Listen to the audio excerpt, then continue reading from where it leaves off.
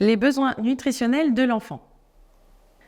Une petite définition, les besoins nutritionnels sont des besoins en aliments énergétiques et non énergétiques. L'équilibre alimentaire nécessite d'apporter à l'organisme de l'enfant tous les aliments dont il a besoin afin de se développer et d'assurer sa croissance. Il existe deux types de nutriments. Nous allons voir ensemble les notions importantes à retenir à propos des nutriments énergétiques et des nutriments non énergétiques. Premièrement, les nutriments énergétiques. Il y a les protéines, leur rôle est la fabrication des tissus du corps et la croissance. Elles peuvent être animales et végétales. Les glucides, quant à eux, leur rôle est énergétique, en particulier l'énergie musculaire ou le fonctionnement cérébral. Il y a deux types de glucides, les glucides complexes qui viennent du sucre des céréales et les glucides simples qui viennent soit du sucre du lait, appelé le lactose, des fruits, le fructose, et les sucres ordinaires, le saccharose.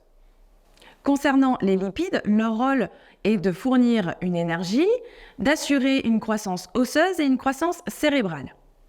Les lipides animaux sont contenus dans le lait, les produits laitiers, les viandes, le poisson et les œufs. Et les lipides végétaux sont contenus dans les huiles végétales telles que le tournesol, l'huile d'olive ou d'arachide. Maintenant, les nutriments non énergétiques. Il y a les sels minéraux qui sont indispensables à la croissance des enfants, comme le calcium, le phosphore ou le fer. Ils sont contenus principalement dans le lait, les produits laitiers, les légumes et les fruits. Ensuite, les vitamines. Celles-ci aident à l'utilisation des autres aliments et jouent un rôle appréciable sur la croissance. Vous allez découvrir ci-dessous un tableau qui va expliquer quels sont les nutriments et leur rôle dans le développement de l'enfant. Et maintenant, qu'est-ce qu'une alimentation variée dans l'alimentation de l'enfant? Tout va dépendre de son âge. Pour le nouveau-né, celui-ci est au régime lacté avec 7 à 8 tétés les 15 premiers jours. La deuxième quinzaine, les tétés passent de 7 puis de 6 et ensuite à 5. Un bébé va doubler son poids à 6 mois et le tripler à 12 mois. C'est pour cela que l'on nomme le bébé de cet âge un nourrisson. Point important, la quantité à donner est variable d'un bébé à l'autre, de même que le nombre de tétés qui doit rester à la demande. À partir de 5 mois, on envisage l'introduction d'aliments mixés, comme les légumes et les fruits. La viande et le poisson à partir de 7 mois afin d'éviter les risques d'allergie. Le kiwi et la fraise sont plus allergisants que les autres fruits. L'œuf peut être introduit dans l'alimentation du jeune enfant vers 8 mois, mais dur et écrasé et il vous faudra donner uniquement le jaune. À 1 an, l'enfant peut manger un œuf entier. Point important, vous devrez veiller à éviter les goûts forts ou s'en tenir au conseil du pédiatre. À 18 mois, le nourrisson peut manger des aliments très diversifiés. Chez l'enfant, le petit déjeuner, le déjeuner et le goûter, ainsi que le dîner sont conseillés. Les règles sont les mêmes que pour les adultes.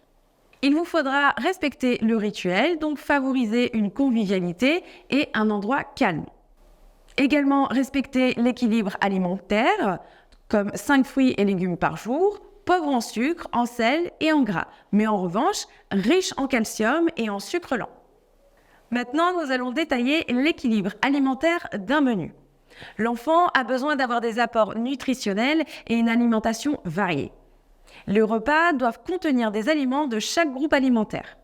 Les aliments sont classés en 6 grands groupes. Les aliments dans le même groupe possèdent des caractéristiques communes et permettent de les remplacer l'un par l'autre, ce qui permet de varier les menus.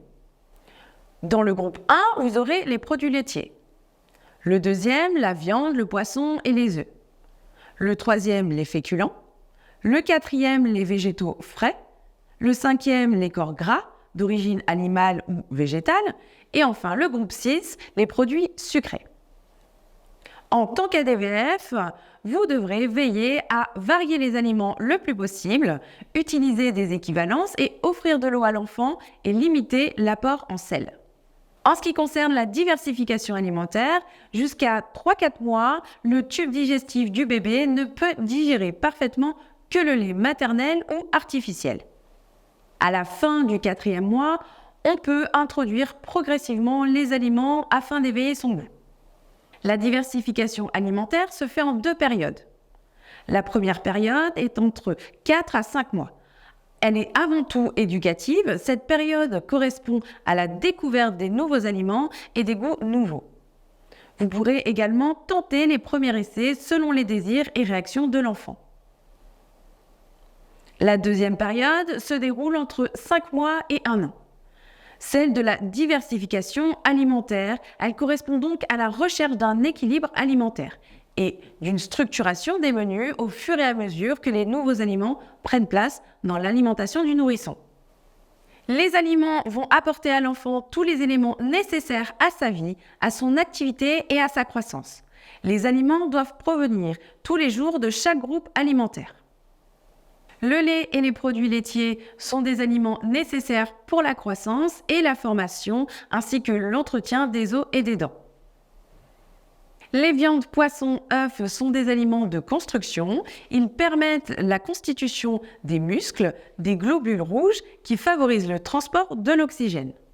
Les légumes et les fruits sont quant à eux des aliments riches en vitamines, en sels minéraux, en eau et en fibres nécessaires au bon fonctionnement de l'intestin.